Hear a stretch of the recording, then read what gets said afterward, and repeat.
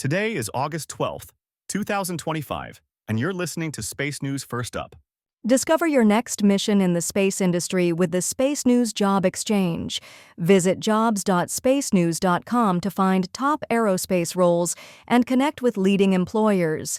And for employers, use discount code JOBEX for 15% off your next purchase. Here are today's top headlines in space. Synthetic aperture radar company Umbra is expanding into the satellite components business. Booz Allen Hamilton's venture capital arm is seeking to ramp up space investments after tripling its funding pool to $300 million. Smallsat manufacturer NOVI plans to develop spacecraft for Earth observation services. Geopolitical shifts are creating new opportunities but also new problems for European smallsat manufacturers. French satellite antenna manufacturer Anywaves is setting up a U.S. subsidiary. The first DiskSats are scheduled to launch later this year. And Kongsberg Satellite Services, or KSAT, announced plans Monday to extend its ground-based communications network into space. First Up is produced by Space News, the industry standard for professional space journalism. Visit spacenews.com for breaking news, policy updates, and original analysis. We begin today with news that synthetic aperture radar, SAR, company Umbra, is expanding into the satellite components business. Umbra announced Monday it was creating a new business unit, Space Systems, that will sell components it makes for its own SAR satellites. Those components cover subsystems such as power, attitude control, communications, and separation systems. All components have either flown on orbit or are scheduled to fly in upcoming missions. Umbra said it created the new business line to address persistent supply chain bottlenecks in the U.S. satellite industry, where buyers often face limited qualified suppliers, long lead times, and reliance on foreign vendors. Booz Allen Hamilton's venture capital arm is seeking to ramp up space investments after tripling its funding pool to $300 million. The company said last month it was increasing its venture capital investments after deploying nearly all of its original pool of $100 million created in 2022. Although just 3 of its 17 portfolio companies currently focus on space, Booz Allen Ventures sees growing opportunity in the sector, from improving space domain awareness to bolstering border security and modernizing the U.S. military. Now, it is looking for infrastructure opportunities that support the shift toward proliferated systems of small satellites that promise greater resilience and real-time responsiveness.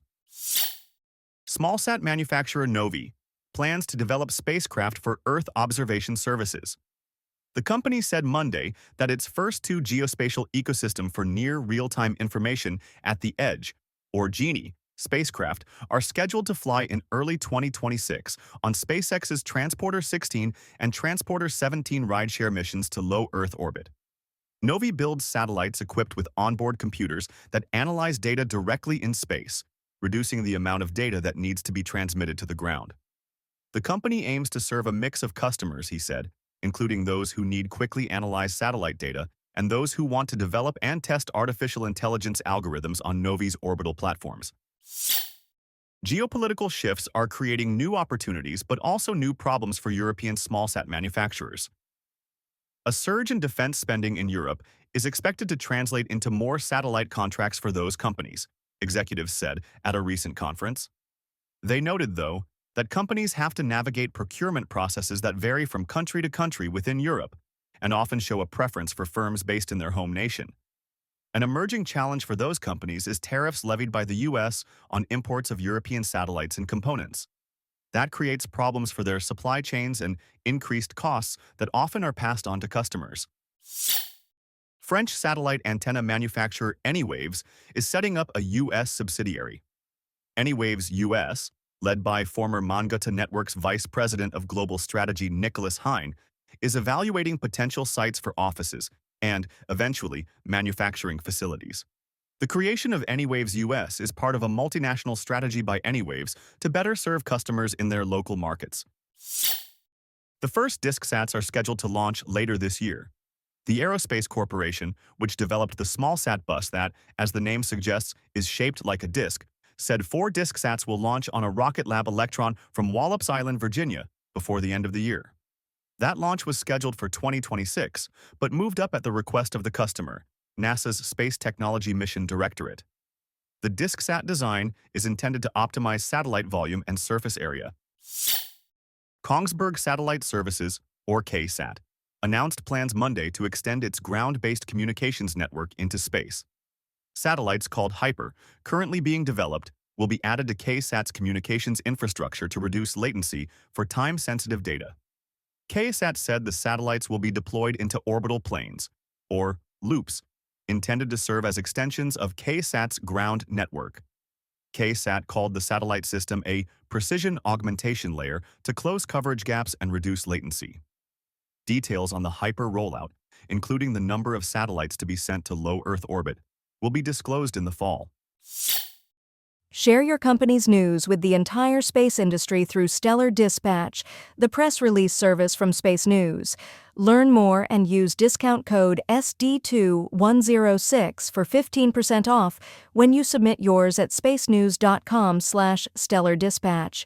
In other news, a Falcon 9 launched a second batch of Project Kuiper satellites as SpaceX nears that vehicle's peak launch date. The Falcon 9 lifted off from Cape Canaveral at 8:35 a.m. Eastern Monday, putting 24 Kuiper satellites into orbit. The launch was the second of 3 under a contract between SpaceX and Amazon. SpaceX has performed nearly 100 Falcon 9 launches this year and is on track for about 160 launches in 2025. A company executive said at a conference last month that this year and next will be the peak of Falcon launches, as SpaceX expects to start moving launches to its Starship vehicle after that. United Launch Alliance is on track for its first national security Vulcan Centaur launch tonight. Liftoff of the Vulcan on the USSF 106 mission is scheduled for 7:59 p.m. Eastern from Cape Canaveral with a 1-hour launch window. The launch will carry Navigation Technology Satellite 3 for the Air Force Research Laboratory. NTS-3, built by L3 Harris Technologies, is a $250 million, 1,250-kilogram geostationary mission designed to demonstrate advanced positioning, navigation, and timing technologies. Vulcan, equipped with 4 strap-on boosters, will deploy NTS-3 directly into geostationary orbit. Smallsat launch services provider SEOPS will offer customers on-orbit spacecraft identification and tracking services. 2 months of satellite identification, tracking, and collision avoidance services will be provided free of charge by India-based space situational awareness specialist Digantara, the company's announced Monday. The service will help customers identify and establish contact with their satellites 24 to 48 hours after deployment, a critical phase in those satellites' missions. SEOPS said many of its customers have had difficulties making early contact with their satellites, particularly on rideshare missions when dozens of spacecraft are deployed at once. Leo Labs has signed an agreement with NASA where the agency will evaluate the use of Leo Labs data in its collision avoidance processes. Under the agreement, NASA's Conjunction Assessment Risk Analysis (CARA) program will review Leo Labs' satellite tracking data and test whether the data can be combined with tracking information from the U.S. Department of Defense's Space Surveillance Network (SSN) to improve the accuracy of close approach risk assessments. NASA currently relies on SSN data for its CARA program, which provides collision risk assessments and maneuver recommendations for the agency's spacecraft, including crewed missions.